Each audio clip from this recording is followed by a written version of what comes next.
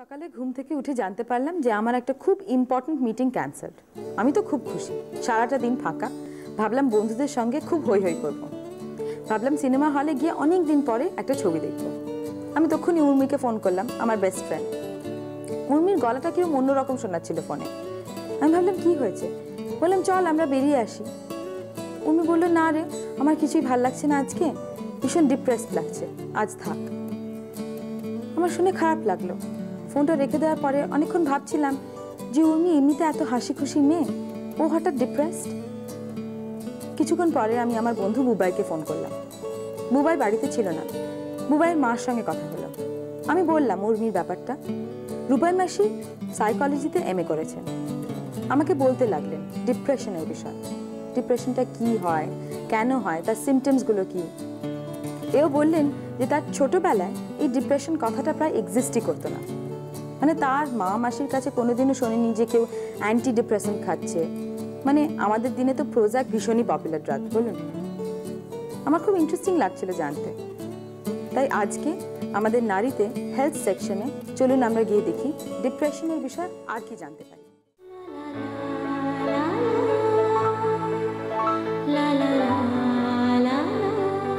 আজ আমাদের বিষয় হলো western wear and Indo western wear. আর আমাদের অতিথি আমাদের সঙ্গেই আছেন সুচরিতা বুটিকের সুচরিতা গুপ্ত। নমস্কার সুচরিতা দি, ওয়াই ওয়েস্টার্ন ওয়্যার?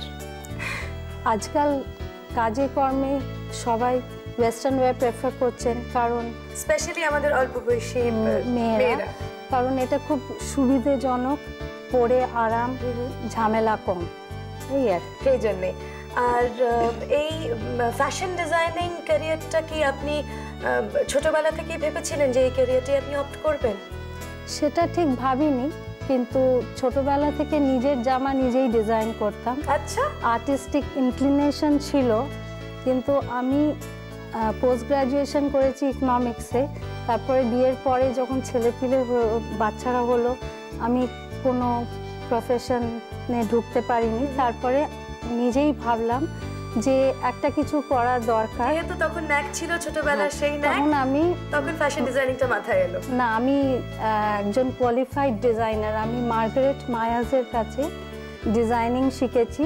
উনি একজন স্প্যানিশ জু, ভোগের ডিজাইনার ছিলেন। উনি লন্ডন স্কুল অফ আর্ট থেকে, ইন্টারন্যাশনালি অ্যাক্লেমড। তো ওনার কাছ থেকে আমি 4 বছরের কোর্স করেছি। আচ্ছা, দিয়ে 1990 থেকে আমি এই বুটিক খুলেছি। 1990 থেকে, তো প্রায় অনেক বছরই তো হয়ে গেল। 13 বছর হয়ে গেল। এই 13 বছরে আপনি আমাদের কি কি উপহার দিয়েছেন?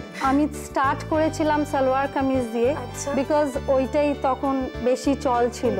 কিন্তু যতদিন যেতে লাগলো আমাদের এদেশি ডিজাইনাররা পশ্চিমী ডিজাইনারদের সঙ্গে তাল রেখে তাদের ফিনিশ ডিজাইন তৈরি করতে শুরু করে দিল।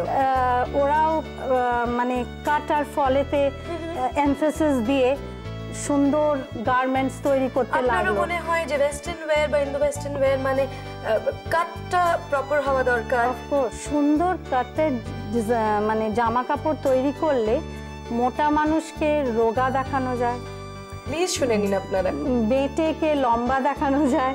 তাই জন্য কাটস মানে it is very important that we make dresses of. আর আজকাল তো আমরা অনেকেই খুব কনসিয়াস হয়ে গেছি কাটস আর ডিজাইনস এর ব্যাপারে। এক্স্যাক্ট। আচ্ছা, আপনার কিছু ক্রিয়েশনস আমরা দেখব। আচ্ছা, এটা একটা হলটার নেক গাউন, রেড স্পান দিয়ে তৈরি। বাহ, বিউটিফুল, একদম পার্টি ওয়্যার, তাই না?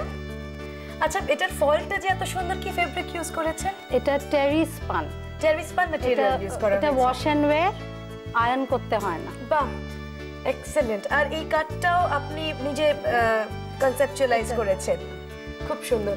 আর আচ্ছা, একটু ব্রাইট কালার আমাদের কিছু কিছু, যেরকম এই অরেঞ্জটা, এটা একটা just a top to be worn on top of jeans. আচ্ছা, এটা তো আমার মনে হয় pure cotton, pure cotton, south cotton. আর এই ডিজাইনটা এটা আমার নিজের মন থেকে। আচ্ছা, এটা কি মানে কোনো শাড়ি কেটে করা বা কিছু না, just a piece of cloth, তাতে একদিকে পাড় ছিল, সেটাকে আমি এইভাবে প্লেস করেছি। বিউটিফুল, খুব সুন্দর। আর এই কুর্তাটা, এটা একটা জুটের কুর্তা, আজকাল ছোট জুট খুব কুর্তি উঠেছে। To be worn on top of jeans and এটা অ্যাপ্লিক ওয়ার্ক করা আছে। আচ্ছা আচ্ছা, এই ধরনের ম্যাটেরিয়ালস আপনি ইউজ করছেন। Very jute is being widely used this are days. জুটের কাটস গুলো খুব ভালো আসে, জুট ম্যাটেরিয়ালটাতে খুব কমফোর্টেবল, খুব কমফোর্টেবল, কাটস গুলো ভালো আসে, খুব স্লিক লাগে। আচ্ছা দিদি, এইগুলো this is also a kurti, নিচে পালাজো আছে। আচ্ছা, এইটা কি এই embroidery? Hand embroidery. Hand embroidery. আচ্ছা, মানে কি ইউজ করেছেন এখানে? গ্রিন একটা থ্রেড দেখছি। জাস্ট হ্যান্ড এমব্রয়ডারি, মানে স্যাটিন স্টিচ দিয়ে করা। আচ্ছা, আর ছোট ছোট সিকোয়েন্স আছে এর মধ্যে। হ্যাঁ, তলায় লাইনিং দেয়, এটা জর্জেট ম্যাটেরিয়াল। এটার নিচে একটা প্যান্ট প্যারালাল আছে বোধহয়। আচ্ছা, আমরা দেখেছিলাম 70s 80s এ ভীষণ বেল বাটনস বেরিয়েছে, তারপরে ওরকম ফ্লেয়ার প্যান্টস বেরিয়েছে, ওরকম আপনি কিছু করছেন ইন্দো ওয়েস্টার্নে? এটা একটা ছোট্ট টপ, এর সঙ্গে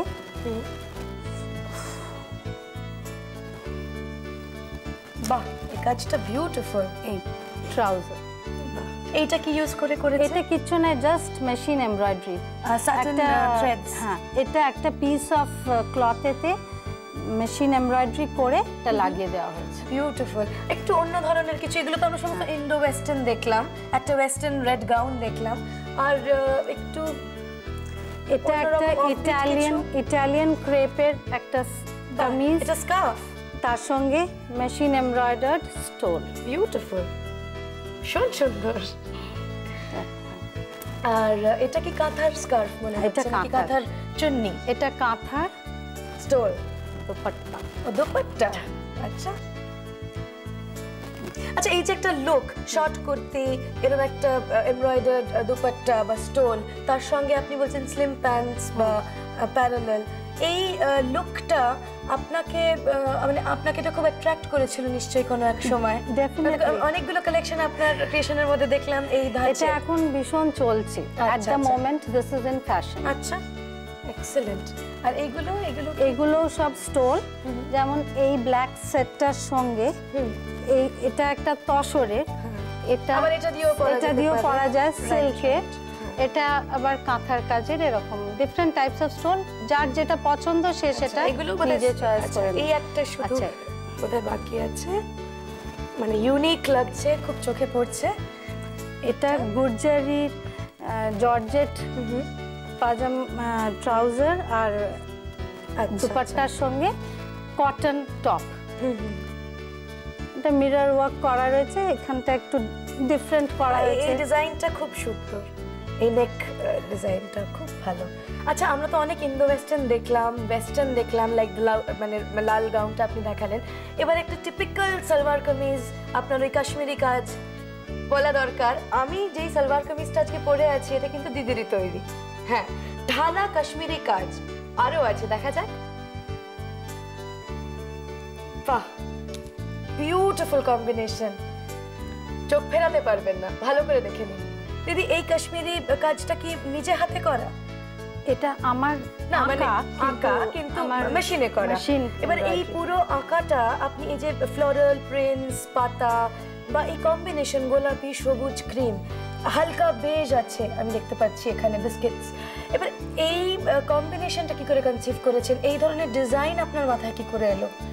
যেমনি আমার বেজের ওপর কি কি কালার যাবে এইটা ভেবে আমি গ্রিন যাবে, পিঙ্ক যাবে, কোন কাপড়ের ওপর কোন কালারের সুতো যাবে, এগুলো আমার। আর আপনার কাজ দেখে আমার যেটা মনে হচ্ছে যে যেহেতু আপনি ওয়েস্টার্ন ইন্দো ওয়েস্টার্নে কনসেন্ট্রেট করেছেন, স্পেশালাইজ করেছেন, সেই জন্য আপনার কালার স্কিমগুলো খুব সাটল, সোবার, একটু ইংলিশ টাচ আছে তাতে, খুব সুন্দর। আবার লালটাও দেখাতে হবে আমাকে। এটা সামনে এবং পেছনেও কাজ আছে। বাহ, এটাও মেশিন এমব্রয়ডারি, মিরর ওয়ার্কও করেছেন আপনি। মিরর, এটা টেন্সেলস আছে, অ্যাপ্লিক করা আছে, প্লাস এমব্রয়ডারি আছে, এটাও টেরিস পানের উপরে। খুব সুন্দর। আচ্ছা দিদি, আমার খুব জানতে ইচ্ছে করছে প্রাইস রেঞ্জটা। আচ্ছা, এগুলো যেগুলো হেভি এমব্রয়ডারি, ফ্রন্টেও এমব্রয়ডারি, ব্যাকেও এমব্রয়ডারি, এগুলো 3000। 3000। আমি যেটা পরে আছি 3000। 3000, খুব সুন্দর। আর স্টোলগুলো যেহেতু ঢালা কাটা, 1500 করে স্টোলগুলো। মোটামুটি রেঞ্জটা আপনার শুরু হচ্ছে কত থেকে? 400 থেকে 3000 অবধি। খুব ভালো লাগলো সুচরিতা দি। আপনারা যদি সুচরিতাদির বুটিকে আসতে চান অবশ্যই আমাকে লিখে জানাবেন। আর এই সেগমেন্ট কেমন লাগছে, আমাদের ফ্যাশন টিপস কেমন লাগছে, ট্রেন্ডস কেমন লাগছে, সে ব্যাপারেও কিন্তু আমাকে লিখতে ভুলবেন না। নমস্কার, এতক্ষণ আমরা সুচরিতা গুপ্তর ইন্দো ওয়েস্টার্ন কালেকশন দেখছিলাম। এখন চলে এসেছি দক্ষিণাপনের মনপসন্দ বুটিকে। চলুন এদের কি কালেকশন আছে দেখা যাক, আসুন। নমস্কার। আচ্ছা, এটা তো আপনার বুটিক মনপসন্দ, আপনার নামটা একটু বলবেন? আমার নাম প্রতিভা ব্যানার্জি। আমরা এখন প্রতিভা ব্যানার্জির সঙ্গে কথা বলছি, ওনার বুটিক মনপসন্দে।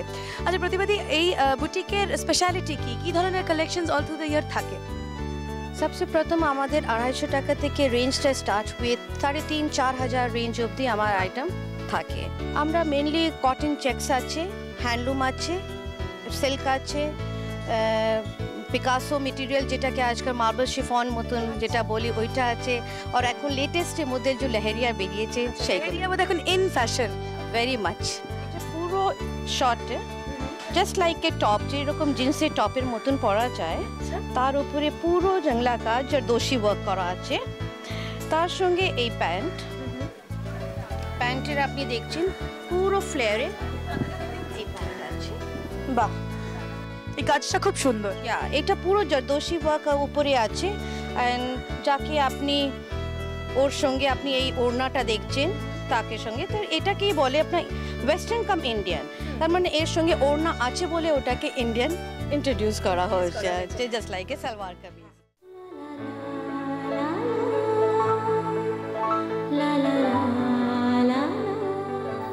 নমস্কার, আমি দেবযানী। আজকে যখন এখানে আসছিলাম, মেট্রো রেলওয়ে স্টেশনে একটা অদ্ভুত বিজ্ঞাপন দেখলাম। তাতে লেখা রয়েছে, মন খারাপ হলে আত্মহত্যা করার আগে আমাদের সঙ্গে যোগাযোগ করুন। কি ইন্টারেস্টিং না? আমার হাতে সময় ছিল না, তবু আমি সময় দিয়ে খানিকটা পড়লাম। এই মন খারাপ জিনিসটা কি? আমাদের তো সবারই মাঝে মাঝে করে। এটা কি ডিপ্রেশন? এটা কি কোনো রোগ? রিমাদি, এই যে বিজ্ঞাপনটার কথা বললাম, এতে মন খারাপ হলে লেখা রয়েছে। মন খারাপ তো আমাদের সবারই হয়, যে কোনো কারণেই হতে পারে। তা কখন এটাকে আমরা ডিপ্রেশন বলবো? ডিপ্রেশন অ্যাকচুয়ালি কি? হ্যাঁ, মন খারাপ আমাদের সকলেরই হয়, মানে সেটাই খুব স্বাভাবিক যে দুঃখের কোনো কারণ ঘটলে মন খারাপ হবে, আনন্দের কারণ ঘটলে আনন্দ ঘটবে, মানে আনন্দ ফিল করবো আমরা।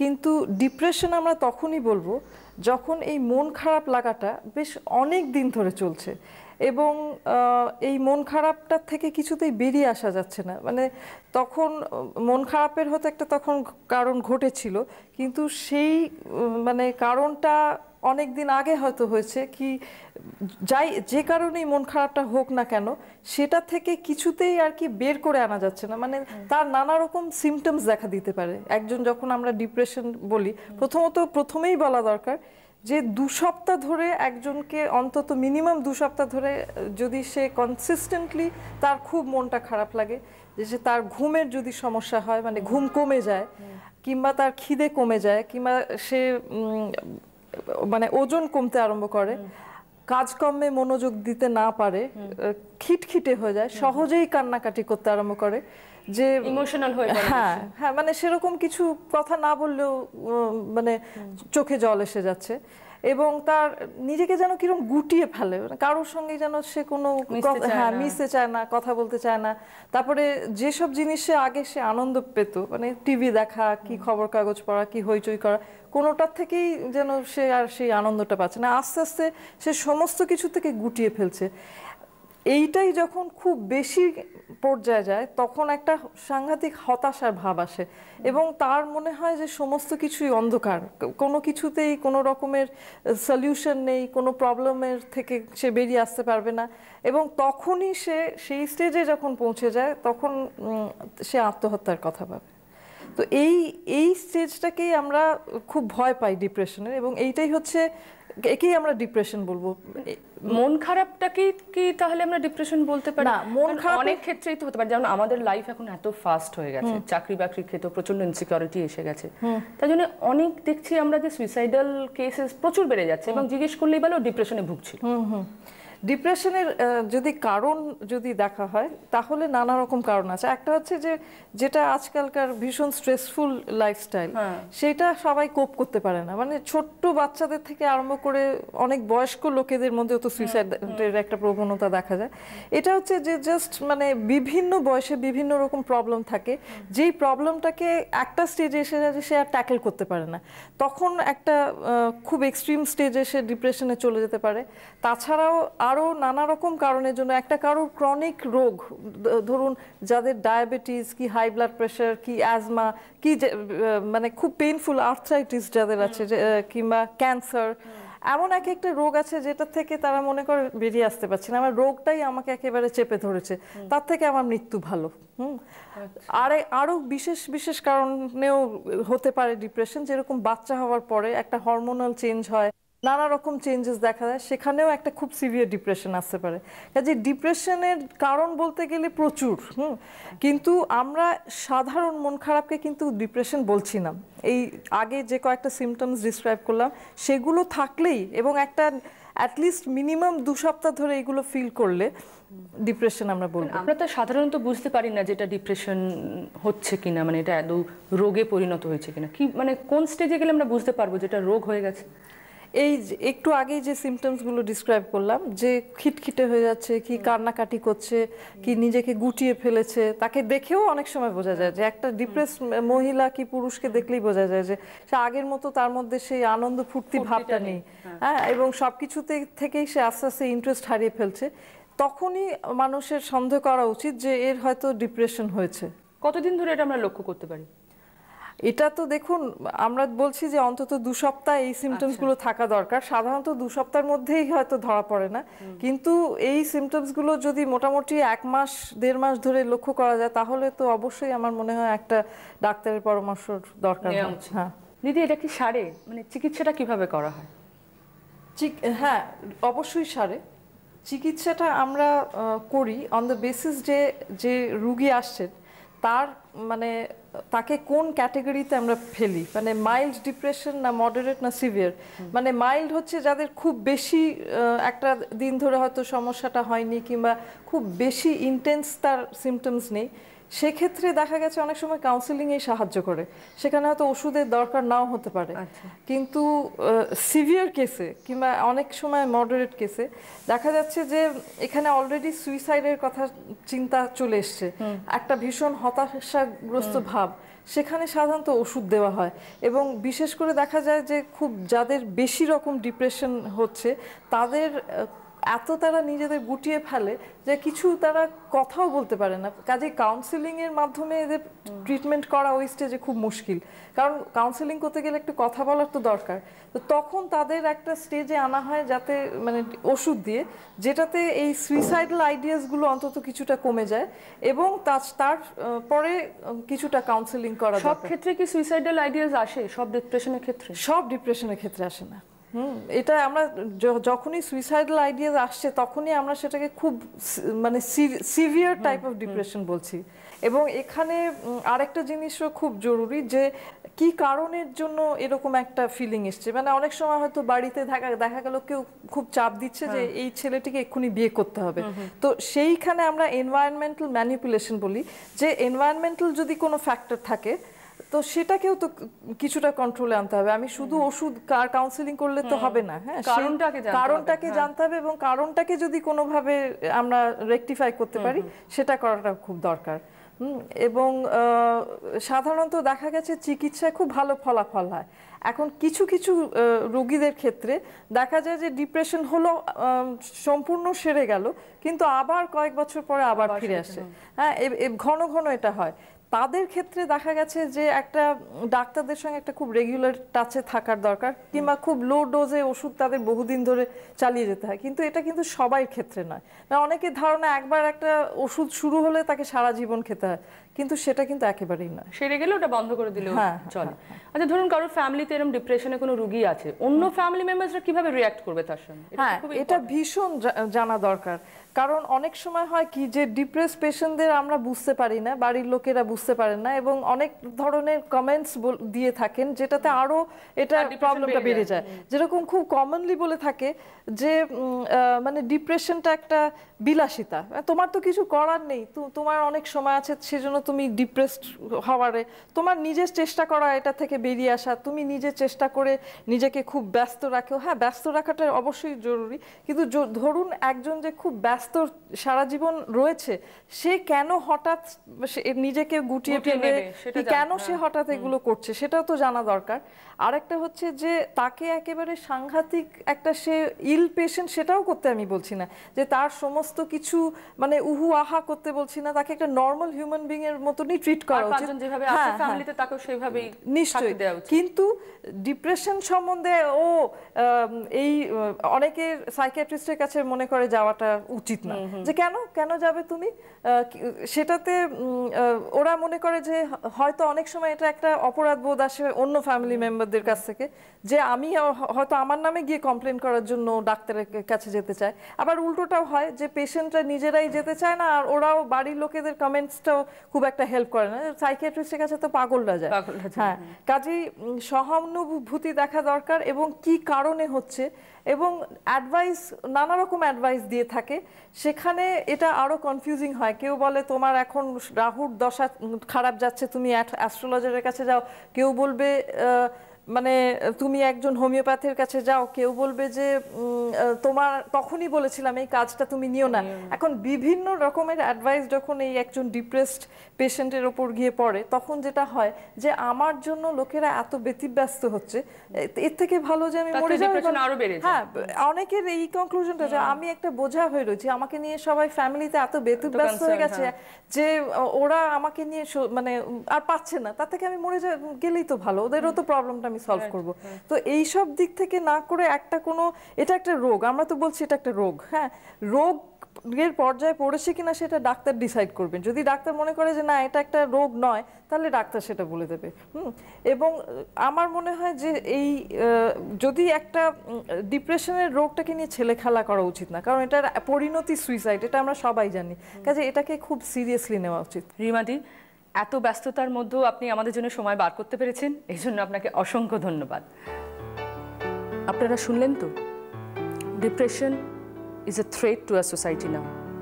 এটাকে আমাদের খুব সিরিয়াসলি ডিল করতে হবে। আপনার পরিবারের আশেপাশে আত্মীয় পরিজন, বন্ধু বান্ধব কারোর মধ্যে যদি এরকম কোনো সিমটম দেখেন, প্লিজ নেগলেক্ট করবেন না।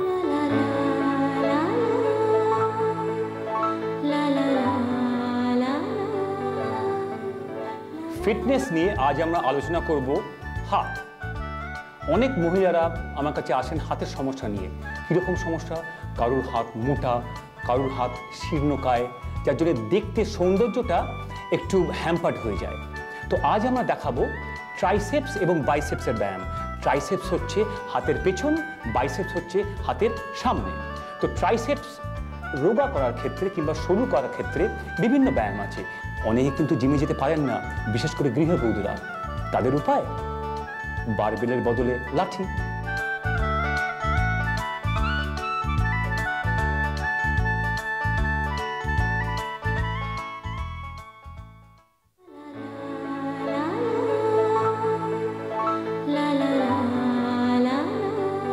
নমস্কার, আমি আলফা নারী কমলিকা।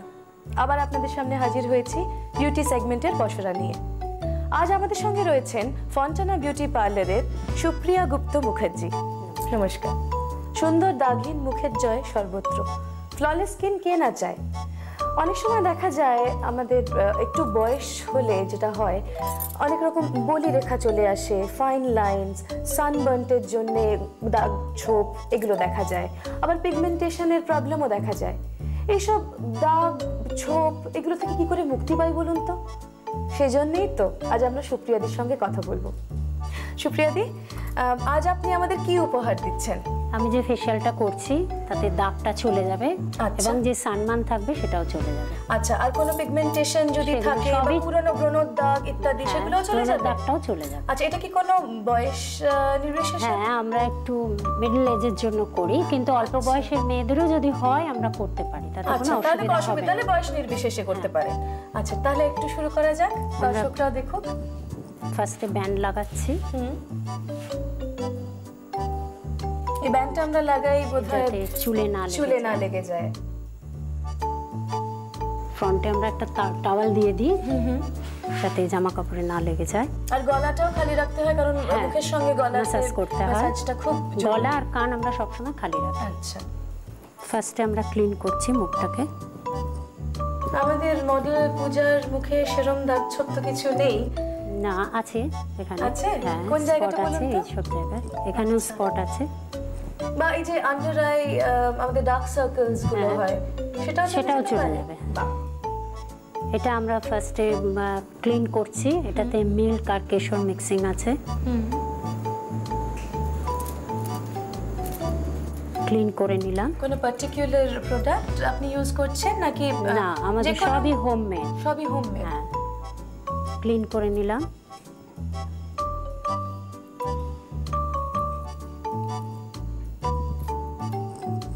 যে কোনো কিছু প্রোডাক্ট অ্যাপ্লাই করার আগে বোধহয় ক্লেনজিং করাটা হ্যাঁ। খুব জরুরি। এই জেলটা আমরা 2 মিনিট লাগিয়ে নিলাম। আচ্ছা, এই জেলটা কি জেল দিদি, একটু যদি বলেন? এটা এমনি জেল, নর্মাল জেল, আমরা নিজেরাই তৈরি করি। সেই জেলটা আমরা লাগালাম। 2 মিনিট পর আমরা মুসুম্বির রস দিয়ে ম্যাসাজ করব। বাহ, শুনেছি মৌসুমী রস খেলেও তো খুব হ্যাঁ, স্কিন ভালো হয়, ভালো হয়, আমাদের স্কিনে ত্বক- গ্লেজ আসে। হ্যাঁ, ত্বকে গ্লেজটা ফিরে আসে।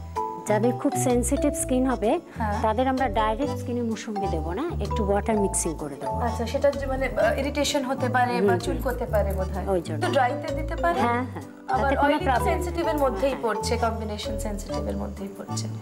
এবার আমরা ঠান্ডা টাওয়াল দিয়ে মুখটাকে আলতো হাতে মুছে দিলাম।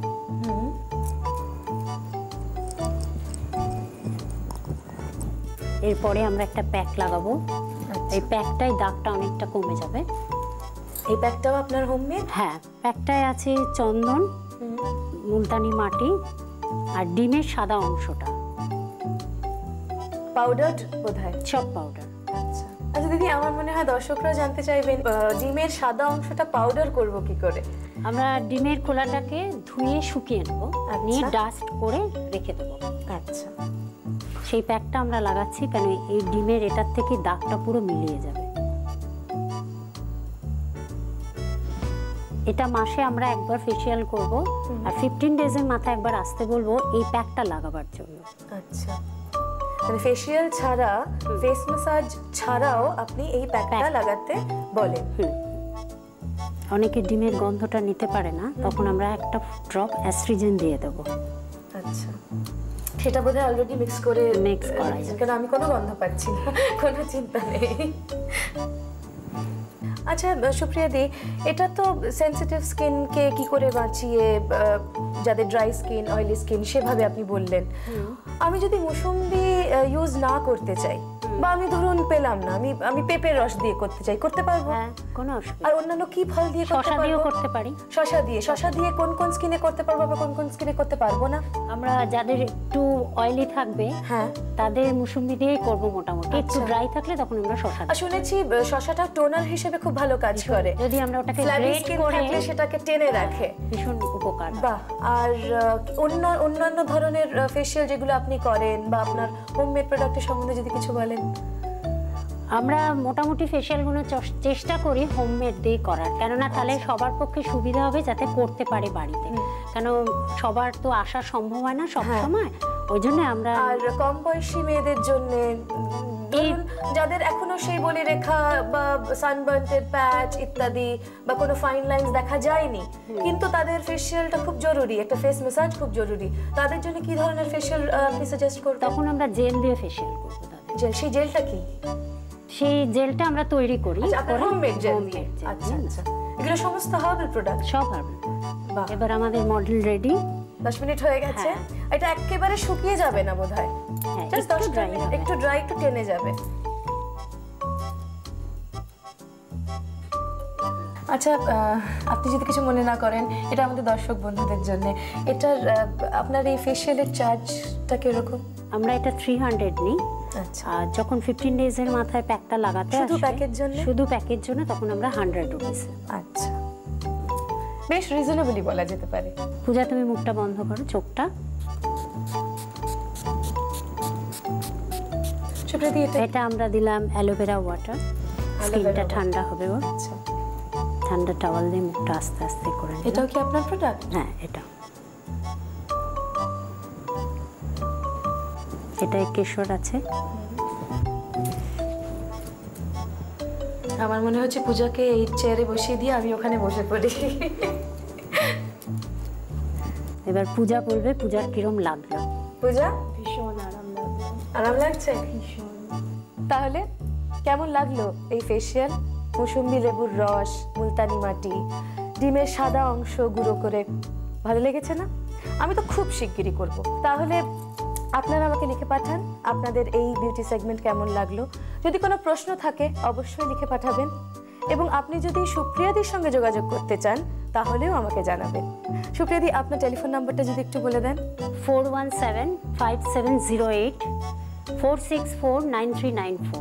আর একটা কথা, সেটা হচ্ছে আপনাদের কাছে যদি কোনো ভালো ইউনিক বিউটি টিপস থাকে তাহলে অবশ্যই লিখতে ভুলবেন না।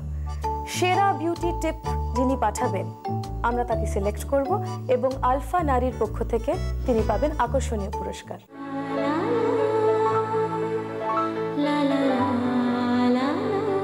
নারীর কমলিকা আবার চলে এসেছি মার্কেট সার্ভে সেগমেন্ট নিয়ে আপনাদের জন্য। আজকে ঘুরতে ঘুরতে আমরা এসেছি রানীকুঠির জ্যোৎস্না স্টোরে। জ্যোৎস্না স্টোরে কি ধরনের বিউটি প্রোডাক্টের কালেকশন আছে চলুন দেখা যাক। নমস্কার। নমস্কার।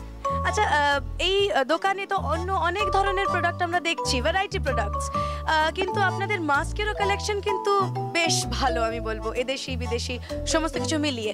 তো এই মাস্ক, কি কি রেঞ্জ অফ মাস্ক আছে, কি কি কোম্পানির আছে, একটু যদি আমাদের দর্শকদের আপনি বলেন। আমাদের কাছে মাস্ক আছে শেহনাজ থেকে শুরু করে, শেহনাজ আছে, বায়োটিক আছে, ল্যাকমি আছে, ডাবরের আছে, লোটাসের আছে, সিনার্জির আছে, এভারিউথের আছে। মোটামুটি এছাড়াও বাইরের কিছু আসে আমাদের কাছে। সব রকম মাস্কে আমরা রাখি, মোটামুটি ধরুন 35 রেঞ্জ থেকে শুরু করে আপনার 350-র মধ্যে সবই আছে।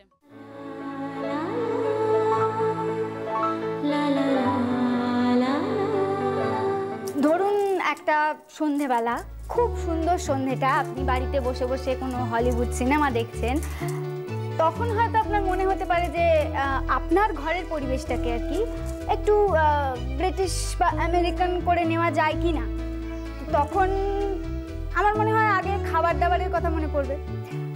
একটা টেবিল আছে, ওপরে হয়তো কিছু চাইনিজ ল্যাম্পশেড আছে, তার সঙ্গে মানে কীরকম খাবার দাবার যায় বলুন তো? চুমকি দিয়ে আছেন, তার সাথে তুমি ধরো এই আমি আজকে একটা রেসিপি দেখাচ্ছি, ওয়ালনাট চিকেন, কারণ তোমাকে তোমার সিনেমাটাও দেখতে হবে, কাজে বেশিক্ষণ সময় লাগালে তো হবে না।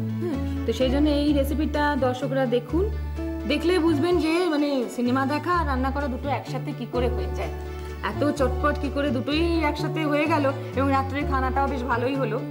সেটা এখন লক্ষ্য করুন, সেটাই এখন আমরা শুরু করতে যাচ্ছি। তোমার লাগছে হচ্ছে বোনলেস চিকেন, দেখে রাখুন আপনারা, ছোট করে পিস কাটবেন, অরেঞ্জ জুস, সাদা তেল, মেয়োনেজ, দই, টক দই, আচ্ছা মধু, এটা হচ্ছে আখরোট, পেশা আখরোট, আচ্ছা এটা হচ্ছে লেমন গ্রাস, এটা আপনারা নিউ মার্কেটে পেয়ে যাবেন। এটাতে একটা গন্ধ আসবে, এটা আপনারা নিউ মার্কেটে পাবেন, সবসময় সারা বছরই পাওয়া যায়। আচ্ছা রসুন কুচি, গোলমরিচ গুঁড়ো, আর নুন তো সাধারণত থাকবেই, নাহলে তো রান্নাই হয় না। এই হচ্ছে আমার উপকরণ। আচ্ছা এবার আপনারা লক্ষ্য করুন, একটা বোল নিলেন, যেহেতু এটা ওভেন প্রুফ রান্না, যেহেতু মানে ওভেনে রান্না, সেহেতু এটা কিন্তু আপনারা কাঁচের এবং মাইক্রোওয়েভে রান্না করছি, আপনারা কিন্তু এই গ্লাস বোল ব্যবহার করবেন। কখনো ওই অ্যালুমিনিয়ামের কোনো টিন বা অন্য কোনো মেটালের টিনে করতে যাবেন না, ফেটে যাওয়ার ব্যাপার। হ্যাঁ, চিকেনের পিসগুলো নিলেন, এবার তাতে কতটা? হাফ কাপ মতো অরেঞ্জ জুস দিলেন, হাফ কাপ। শীতকাল হলে তো ভালোই হয়, একদম ফ্রেশ পাবেন। এটা হচ্ছে মেয়োনেজ। আমি কিন্তু একদম হিট 2 টেবিলস্পুন দিলাম। এটা হলো টক দই। আচ্ছা, এটা বাড়িতে পাতা হলে হবে নাকি কিনতেই হবে? প্রত্যেক কেন, বাড়িতে পাতা হলে তো আরো ভালো। বাড়িতে পাতা হলেই বেশি ভালো। টক দই 2 টেবিলস্পুন। এটা মধু। এই রান্নাটা কিন্তু হাই ক্যালোরি রান্না। আচ্ছা, এই মধু এটাও আমি 2 টেবিলস্পুনই দেব, কারণ একটু টক মিষ্টি খেতে হয় এটা। আর মধু জানেন তো খুবই এনার্জিদায়ক, কাজে ওই জন্যই আমি বললাম যে এটা খুব হাই ক্যালোরি ফুড। আচ্ছা, লেমন গ্রাস কুচিয়ে দিয়ে দেবেন। বেশি না বোধহয়। না, এটাতে কি হয়? এটাতে গন্ধ আসে। গন্ধটা। এটা হচ্ছে রসুন কুচি।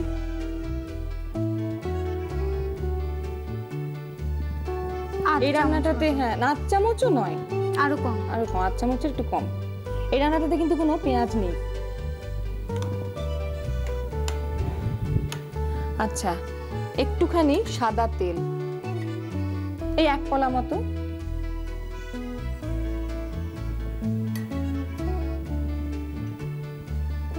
গোলমরিচ গুঁড়ো পরিমাণ মতো। সিনেমা দেখতে দেখতে খাওয়া হবে, কাজে একটু চটপটা খাওয়া না হলে তো ঠিক ভালো লাগবে না। আর নুন। তবে মোটামুটি উপকরণ যা সব আছে, সিনেমা দেখতে দেখতে কিন্তু চট করে এগুলো আনা যাবে না, মানে ব্যবস্থা করা যাবে না, এটা আগে থেকে ব্যবস্থা থাকতে হবে। তবে না, সাধারণত দই এখন সবার বাড়িতেই মোটামুটি থাকে। আর অরেঞ্জ জুসটা ওটাই একটুখানি না হয় অরেঞ্জ জুস ছাড়াই করবেন, তাতেও খুব একটা খারাপ আসে না। তবে লেমন গ্রাসটা একটুখানি আপনাদের জোগাড় করে রাখতে হবে। আচ্ছা, এটা হচ্ছে আখরোটের পেশা আখরোট, যেটা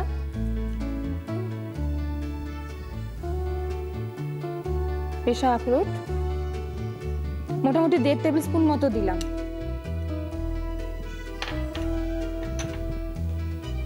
এবার সবগুলো খুব ভালোভাবে একসাথে মিক্স করুন। আখরোটটা কিন্তু একটু রোস্ট করে নেবেন, শুকনো তাওয়াতে একটু রোস্ট করে মিক্সিতে পিষে নেবেন। চুমকিদি, তোমার তো কুকিং ক্লাস আছে, তুমি শেখাও বউ মেয়ে, এবং আজকাল তো অল্প বয়সী মেয়েদের ভীষণ ওদের নেশা, তাই না? হ্যাঁ, তারা সব কলেজ বা স্কুলে পরীক্ষা দিয়ে কেউ বসে থাকতে চায় না। তুমি বকাবকি করো? দেখো, এটা না, এগুলো হচ্ছে খুব মানে পেশার তো নয় এটা, আর এটা যারা শিখতে আসে তাদেরও কিন্তু এটা একটা নেশার মতন। হ্যাঁ, খুব শখ না থাকলে এরকম শিখতে আসে না। হ্যাঁ, আর আজকাল কিন্তু রান্নাটা একটা বেশ সবার বাড়িতেই দেখবে, কিন্তু সবারই কিন্তু একটুখানি নতুন নতুন হাল ফ্যাশনে রান্না করার অভ্যেস, মানে অভ্যেস থেকে বড় কথা হচ্ছে একটু শখ আছে। নানা রকম টিভি শো তারা দেখছেও, বা বইও তো আজকাল অনেক রকম বেরিয়েছে, সেগুলোও তারা ফলো করে। তো সেই জন্যে যারা আসে তারা মোটামুটি খুব ন্যাক নিয়েই আসে, সেই জন্য তাদেরকে আর বেশি বকাবকি করার দরকার হয়। আর চুমকিদির কাছে আপনারা শিখতে পারেন। আচ্ছা, এটা মিক্সিংটা কিন্তু হয়ে গেছে।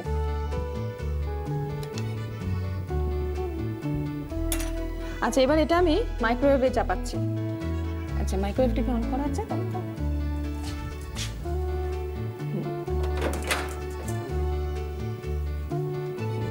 এটা মাইক্রোওয়েভে দিলাম।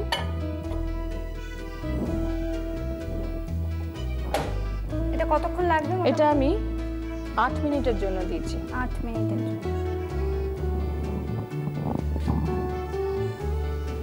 এবার আপনি আবার টিভির সামনে চলে আসুন সিনেমা দেখতে। ও তো হয়ে আপনিই বসে থাকবে, তখন একেবারে ডাইনিং টেবিলে বসে পড়বেন। দেখো, আমার চিকেন বোধহয় হয়ে এলো। হ্যাঁ, এটা আমরা বুঝবো কি করে? এটা এক্ষুনি তোমাকে সিগন্যাল দেবে। কটা? আমি য মিনিটের টাইম দিয়েছিলাম, ওটা তো হয়ে গেলেই ঠিক ওখানে একটা যেমন মাইক্রোওয়েভ আওয়াজ করে আওয়াজ হবে। কটা আওয়াজ হবে? একটাই আওয়াজ হবে, হলেই আমরা নামিয়ে ফেলবো তো। আচ্ছা, যাদের বাড়িতে মাইক্রোওয়েভ নেই, এমনি ওভেন থাকলে আওয়াজটা হয়েছে।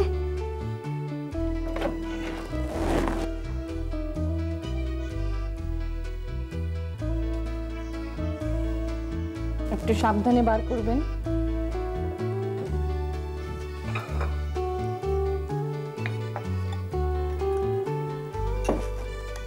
দেখছো, একদম গ্রেভিটা ঠিক হয়ে গেছে। এটা কিন্তু এটা কি দিয়ে খেতে বেশি ভালো লাগবে? এটা সত্যিকারের এটা খেতে ভালো লাগবে।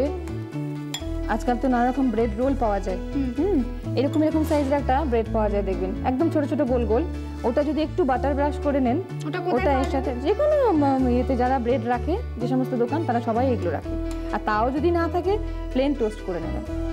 আচ্ছা, আর তা না হলে রুটি দিয়ে খাবেন, কিন্তু ওদের সঙ্গে খেলেই ভালো হয়, কারণ পাশ্চাত্য খানা তো, যার সাথে যেটা মানায়। হ্যাঁ, আমরা তাছাড়া আমরা যে জন্য এটা খাচ্ছি পরিবেশটা তৈরি করার জন্য, তাতে মনে হয় ব্রেডটাই বেশি ভালো যাবে। এই গ্রেভিটা কিন্তু ওই আখরোট পেশার জন্য এরকম ঠিক গ্রেভি হলো। গার্নিশিং এর জন্য আমাদের আজকে কি কি আছে? এটা গার্নিশিং এর সেরকম কিছু দরকার নেই, একটু এটাকে একটু সরিয়ে দাও।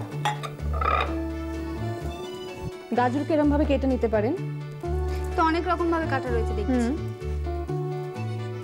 আমি দেবো? দাও।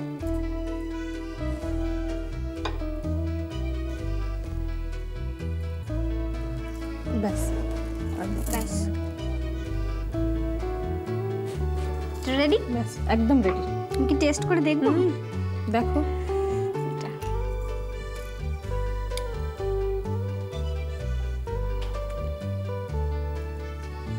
একটু টক টক ব্যাপারটা হচ্ছে। এটা একটু এখানে কিন্তু আচারের মতন। হ্যাঁ, আচারের মতো না, গন্ধটাও কিন্তু আচারের মতো। আচ্ছা, ওয়ালনাট চিকেন করতে আমাদের লাগছে ছোট ছোট পিস করে কাটা বোনলেস চিকেন, আধ কাপ অরেঞ্জ জুস, 1 চামচ বা 1 পালা সাদা তেল, 2 টেবিল চামচ মেয়োনিজ, 2 টেবিল চামচ দই, মধু 2 টেবিল চামচ, আখরোট বাটা 1.5 টেবিল চামচ, লেমন গ্রাস কুচি করে, রসুন কুচি অল্প, গোলমরিচ গুঁড়ো পরিমাণ মতো ও নুন পরিমাণ মতো। কাচের পাত্রে চিকেন এবং সব উপকরণগুলি দিয়ে ভালো করে মিশিয়ে তৈরি করে নিন। মিশ্রণটিকে মাইক্রোওয়েভে রাখার পর সুন্দর করে সাজিয়ে পরিবেশন করুন। আপনারা তো রেসিপিটা এতক্ষণ লিখেই নিয়েছেন, বাড়িতে রান্না করুন, খান, আমাদের চিঠি লিখে জানান যে কেমন হলো রান্নাটা।